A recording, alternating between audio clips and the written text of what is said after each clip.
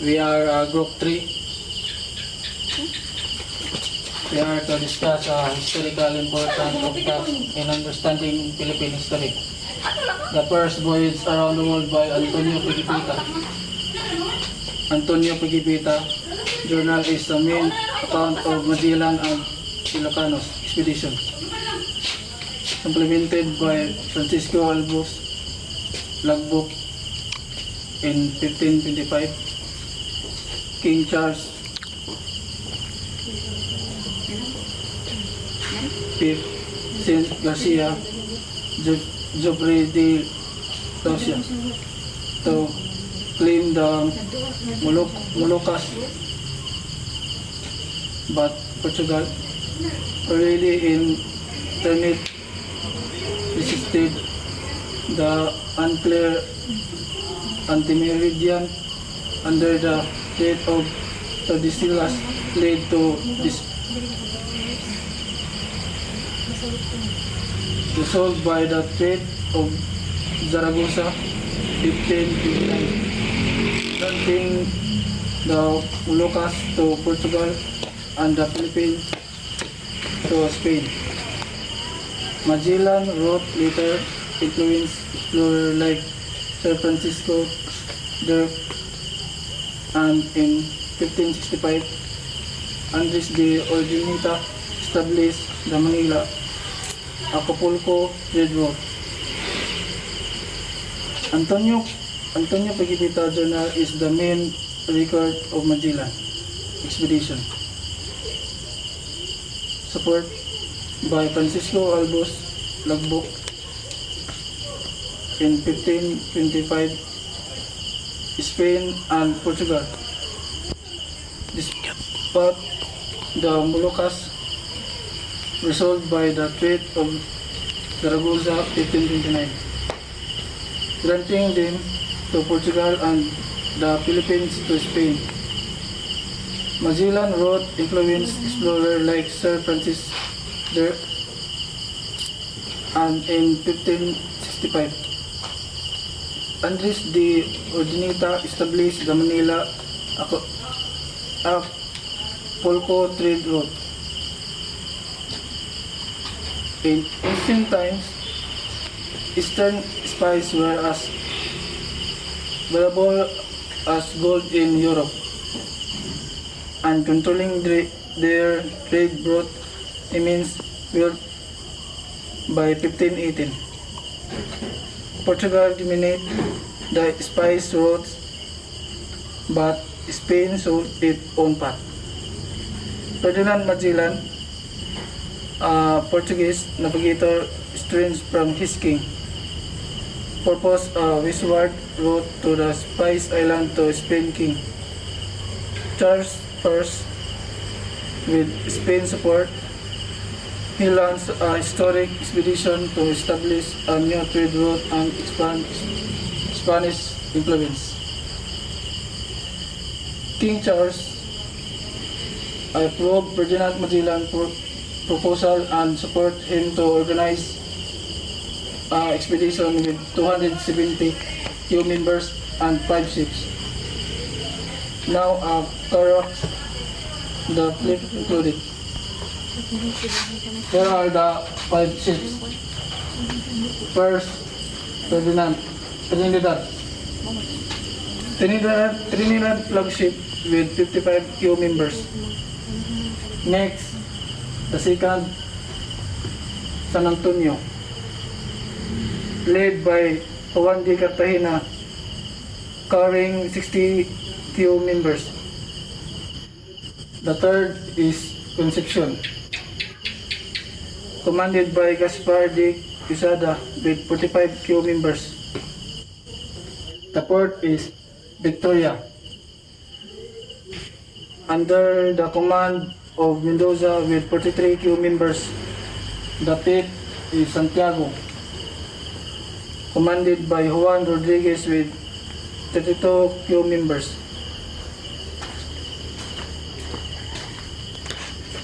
Key dates and route: departure Seville, Spain, September 20, 1519. Major stops: first, Canary Islands, Second, Brazil 1520. Third, Strait of Magellan 1520. Fourth, Guam 1521. Fifth, Philippines March 1521. Sixth, return Victoria Lloret, Spain September 6, 1522. On August 10, 1519, Ferdinand Magellan departed from Seville, Spain, sailing down the Guadalquivir River, or formerly Betis. By September 20, the expedition entered the Atlantic Ocean, reaching what is now Rio de Janeiro, Brazil. The crew traded with local tribes, exchanging items like metal fish hooks and gaming cards for food and water. Continuing south, they camped at Puerto de San Julian, Argentina, after facing harsh winter storm. During the journey, Spanish officers mutinied, fearing Magellan's leadership would lead to their downfall. In response, Magellan ordered the execution of one of the leaders and captured the others, resetting his control over the fleet. Strait of Magellan. The Strait of Magellan. After passing through the Strait of Magellan, the fleet entered a calm ocean, which Magellan named Mare Pacifico. Mare Pacifico, or Peaceful Sea, now known as the Pacific Ocean. As they crossed the Pacific, supplies ran out, forcing the crew to eat rats and drink contaminated water. 19 men died of scurvy.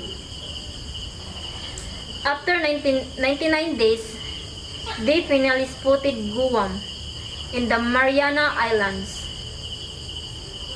A conflict arose when islanders stole one of their boats, and Magellan had to leave without securing provisions. A week later, he had his men become the first Europeans to reach the Philippines, where they finally found fresh food, including bananas, coconuts. In March 16, 1521, Ferdinand Magellan reached the Philippines and landed on Homonhon, Samar. In March 1521, in March 1521, Magellan sought to land for water and rest.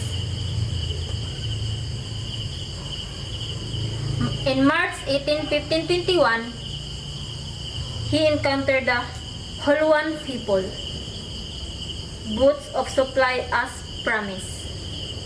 In March 29, 1521, Magellan wished to form a brotherhood or alliance with a local king or kasi-kasi.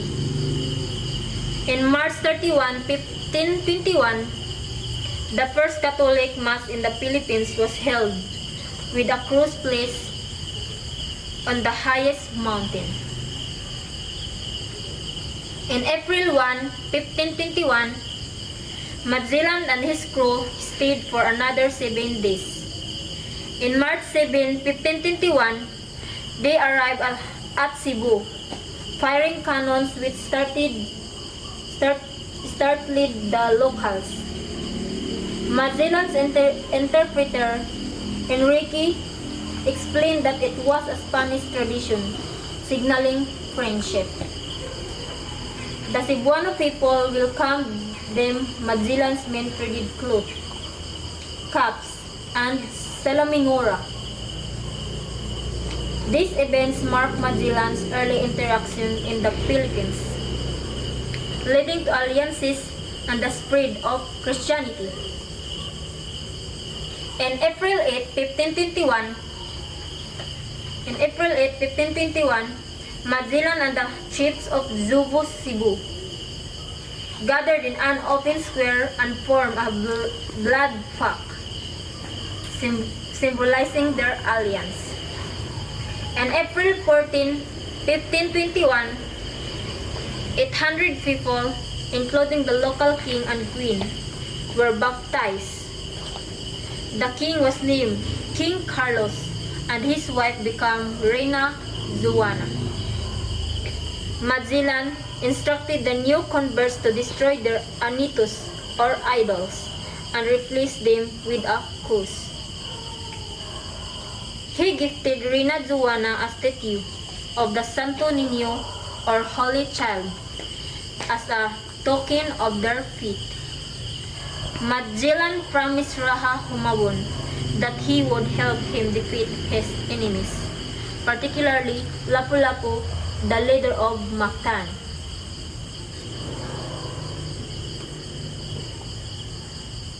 In April 27, 1521, Magellan sent a message to Lapu-Lapu, asking him to recognize the King of Spain and Raja Humabon, or King Carlos, by offering tribute in exchange for peace. Lapu-Lapu refused, leading to a planned attack and sunrise. Raja Humabon offered assistance, but Magellan declined. In April 28, 1521, 49 Spanish soldiers waded from their ship to Mactan. As their ship could dock on shore, Lapu-Lapu's forces, estimated at 1,500 warriors, surrounded the Spanish in a triangle formation, launching a first counter-attack. The survivors, with only enough men to crew two ships, burned the Concepcion and continued their search for the Spice Islands. They visited Brunei and were amazed by its wealth and culture. After more than 2 years at sea, they finally reached the Maluku or Spice Island and traded everything for cloves. The Trinidad developed a leak and remained for repairs, while its crew later attempted to return via the Pacific but perished. The remaining survivors on Victoria tried to return but were captured by the Portuguese and Malacca.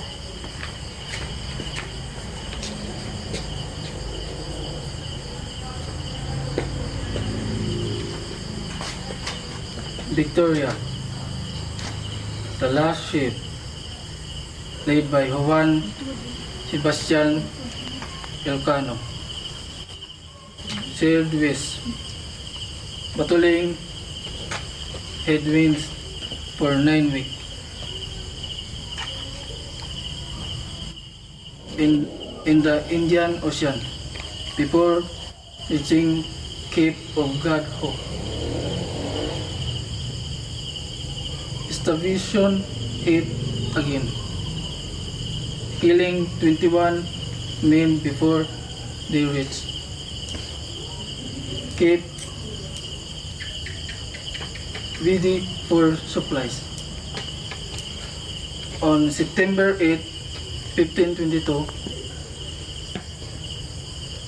after also 3 years, the Victoria and 18 exhausted survivors finally arrived in Seville, Spain, completing the first circumnavigation of the world.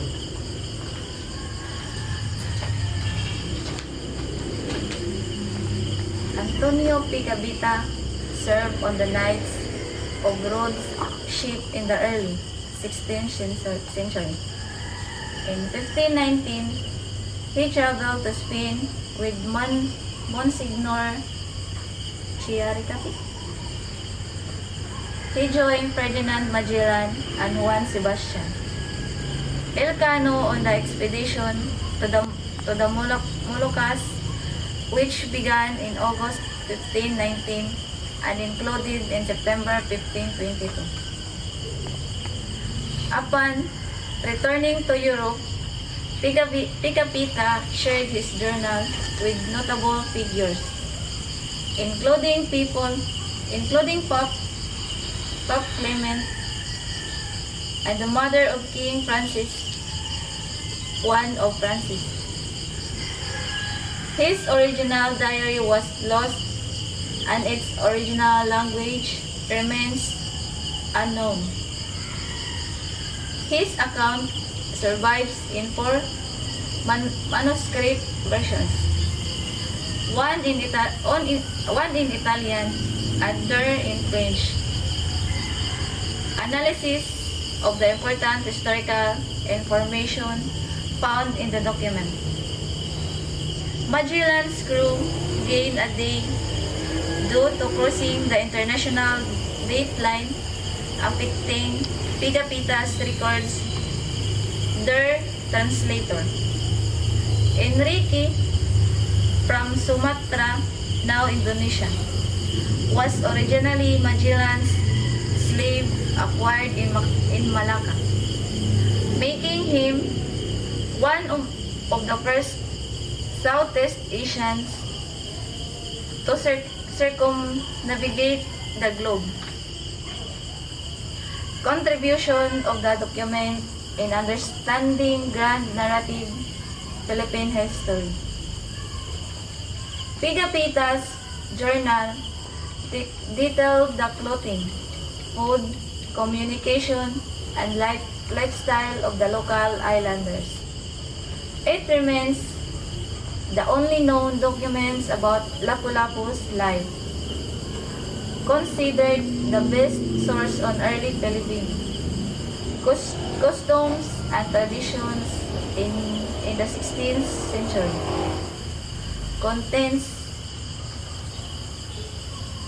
Contains the first recorded Visayan vocabulary by a European. His writing opened many doors for understanding the Philippine history, provided a first-hand account of how early Filipinos lived and their response to Spanish arrival, revealed the religious beliefs of Filipinos before converting to Christianity, showed how Filipinos resisted Spanish rule delaying colonization of years.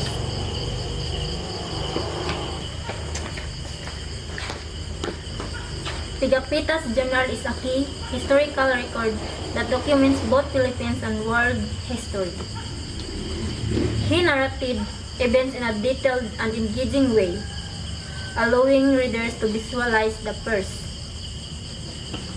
circumnavigation of the world and understand what it was like to be part of the expedition.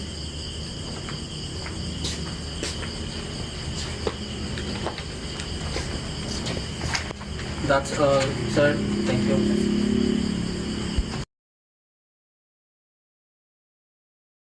In the late 1400s, a golden age of discovery had begun, pioneered by Spanish and Portuguese sailors. During this period, there are three famous expeditions that need to be mentioned. That is Bartolomé Dias, the first Portuguese navigator to cross the southernmost point of Africa. Next, Christopher Columbus of Spain discovers America.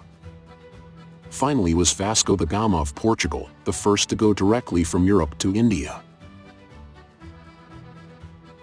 These voyages opened up shipping trade routes extended from Europe to Asia. Whoever controls these trade routes will become super rich, because they found something that can't be found in Europe, which is spice. It is used for seasoning, preserve food, and increase libido. So when imported to Europe, it becomes a hot commodity and is priced in gold. It is the imported goods that bring great value and super profit, which has attracted many explorers. The Europeans have discovered the shape of the world in the east, but the ocean behind the New World is completely obscure. One day in 1517, our protagonist, the Portuguese explorer Ferdinand Magellan, is sadly leaving his homeland to cross the border to Spain. The reason was that he failed to convince the King of Portugal to invest in an expedition across the New World, because he thinks the world is spherical. In the West, when we cross the Atlantic Ocean and the Americas, we will find Asia again. The king did not believe him, so he sent his guards to throw him away. So he presented himself to the King of Spain and Holy Roman Emperor, who was also a direct competitor of Portugal in maritime expeditions. Since most of the routes from Europe to Asia were controlled by Portugal, Spain's only option was to find another new route. Under the investment of the King of Spain, an expedition led by Magellan consisting of 5 ships and 270 sailors was established. The supplies include nearly 2 tons of biscuits, 5 tons of salt pork, 200 barrels of wine, and 7 cows to feed for fresh milk and then for meat, and ship repair equipment, fishing gear, and 58 cannons and guns of all kinds. Officially departed on September 20th, 1519. Magellan was now considered a traitor by the Portuguese and wanted everywhere for agreeing to naturalize Spain and join the Spanish expedition. So the Portuguese fleets pursued him aggressively to stop the expedition. Magellan first stopped in 2 archipelagos, Canary and Cape Verde. After escaping the Portuguese fleet, next was the stormy Atlantic crossing that lasted for months. Where they landed is now Brazil. Magellan used fishing hooks and carts to trade with the Aboriginal people in exchange for food and water. At the same time, the sailors were also fascinated by hot local women, causing the next trip to be delayed for many more months. It was not until the following year, February 1520. The sailors decided to continue south, stopping at Porto San Julian, now as Argentina, to avoid a blizzard, because the weather here is extremely harsh and food running out.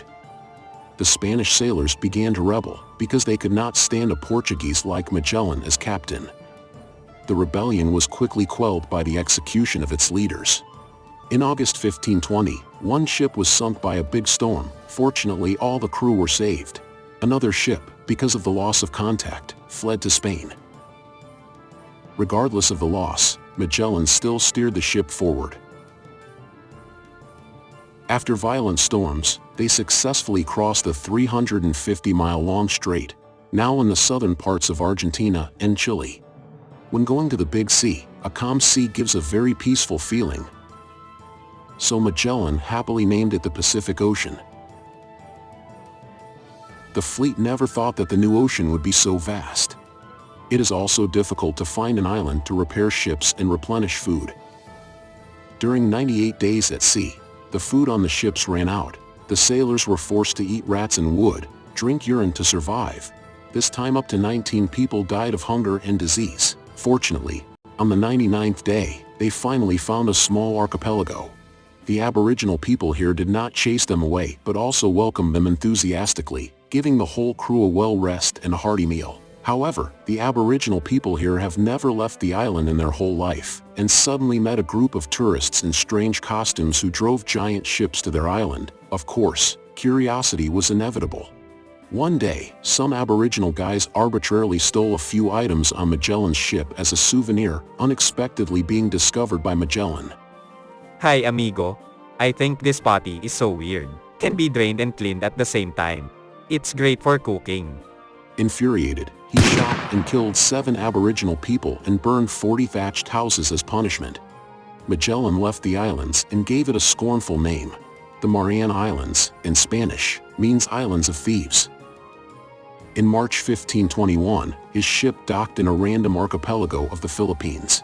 Incidentally, there was a young Malay slave in Magellan's ship. He immediately recognized the familiar language of the natives, officially confirming that Magellan's fleet crossed the Pacific Ocean, successfully landed in the Far East.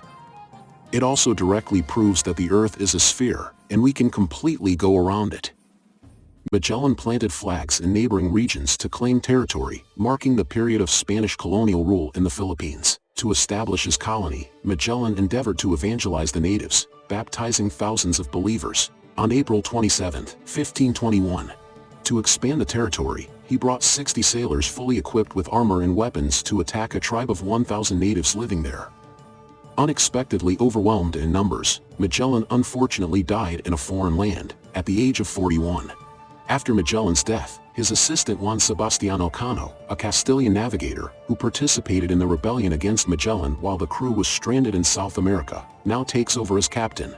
The fleet had only 2 ships and 110 sailors left, but the expedition still had to go on. In November 1521, they landed on the Molucca Islands, also known as the Spice Islands, now as Indonesia. In this place, they found spices, nutmeg, cloves, and cinnamon. They bought out the goods and stored them on the ships. When they were preparing for a long voyage back to Spain, one ship was badly damaged and had to stay behind for repairs. Elcano decided to divide the fleet into 2 teams. Team 1 consisted of 50 men who stayed to repair the ship, and then followed the old route to depart from the east across the Pacific Ocean back to Spain. The second team, consisting of about 60 people, led by Elcano himself, continued to depart westward across the Indian Ocean to Spain. At this time in India there were quite a few colonies of Portugal, so Elcano couldn't dock inland to buy food. Had to go a 9-week circuit to escape the hunt of the Portuguese warships. The number of sailors on board was reduced to 35 due to death from malnutrition. About the situation of the first team, having finished repairing the ship, left the Spice Islands and headed east, but halfway through, they encountered a strong storm and disease, so they were forced to return to the Spice Islands. When they returned, they realized that the islands had entered the sphere of Portuguese power, so the ship was sunk and all the crew was captured. Returning to the predicament of the Elcano team, the ship stopped at the Cape of Good Hope. Apart from the beautiful scenery, there was nothing here, so it had to continue moving. Because the ship halfway through was badly damaged, it was impossible not to stop at an archipelago of Portuguese territory for repair. 13 sailors were found out and captured by the Portuguese guards while trying to use spices in exchange for food. And Elcano also abandoned them and quickly fell out of here before it was too late. On September 8, 1522, almost 3 years after the departure, Elcano and the 17 remaining men on ship finally returned to Spain in extreme exhaustion. 270 went and only 18 returned, but they completed the first circumnavigation of the world in human history. According to estimates, the ships of Magellan and Elcano have traveled a total of 81,449 kilometers, which is equal to the period of 2 revolutions of the Earth. With 26 tons of spice on the market and selling like hotcakes, it not only compensates for the cost of exploration but also brings huge profits. In addition, it also laid the foundation for Spain to become a hegemony on the sea in the 17th century, considered the first empire on which the sun that never sets in history. 3 years after the expedition, Elcano became addicted to adventure again, once again asked the king to invest in an expedition in East India, but this trip was not as lucky as the last time. He ended up malnourished and died of illness in the Pacific. Through the extraordinary expedition of the fleet of Magellan and Elcano, many new sea routes opened up, increased cultural and commercial exchanges between the 2 east and west, and proved the spherical Earth theory, through which provides a comprehensive view of the shape of the world.